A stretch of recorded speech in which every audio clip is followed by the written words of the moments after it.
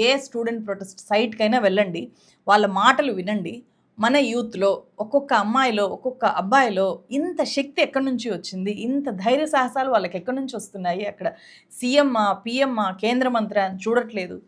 ఉండేది చాలా పెద్ద గవర్నమెంట్ గదా! ఇంతకాలం నుంచి పాలిస్తుండే గవర్నమెంట్ గదా! అని లెక్క చేయట్లేదు. సో, కడిగి పడేస్తున్నారు. న్యాయంగా ప్రశ్నించే ప్రతి ఒక్కరు గూడా ప్రభుత్వాలు, పెద్ద పెద్ద లీడర్ల కంటే చాలా పవర్‌ఫుల్ వ్యక్తులు. అలాంటి పవర్‌ఫుల్ వ్యక్తులు ఈరోజు మన దేశంలో విద్యార్థులు. వాళ్లకు నిలదీయడం మాత్రమే గాదు, వాళ్ళకు ఎవరైనా సపోర్ట్ చేస్తే వాళ్ళను అంతే స్థాయిలో ప్రేమించడం కూడా తెలుసు. అది పోలీసులనైనా సరే విద్యార్థులు ప్రేమిస్తారు. ఈ వీడియో ఒకసారి చూడండి. చండీగఢ్ పోలీసులకు విద్యార్థులు జిందాబాదులు చేస్తున్నారు.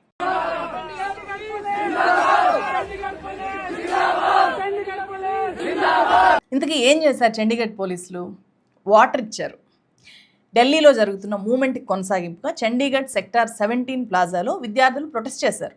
అప్పుడు పోలీసులు వాళ్ళను అస్సలు డిస్టర్బ్ చేయకపోగా వీళ్ళు అలసిపోయారు, దాహంతో ఉంటారు అని చెప్పి కొంతమంది పోలీసులు విద్యార్థుల దగ్గరికి వెళ్ళి వాళ్ళకు మంచినీళ్ళు ఇచ్చారు.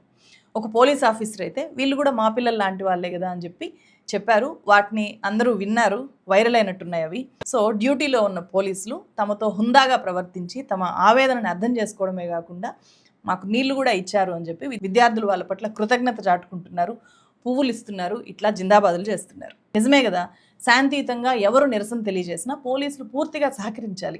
అంతేగాని వాళ్ళను చెదరగొట్టడమే లక్ష్యంగా ఒక ఎజెండాతో రాజకీయ పార్టీలు ఎట్లా ప్రవర్తిస్తాయో ఆ రకంగా లాఠీలకు పని చెప్పకూడదు.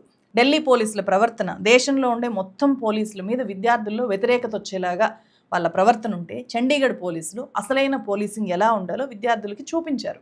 సో అందుకే ఈ జిందాబాదులు.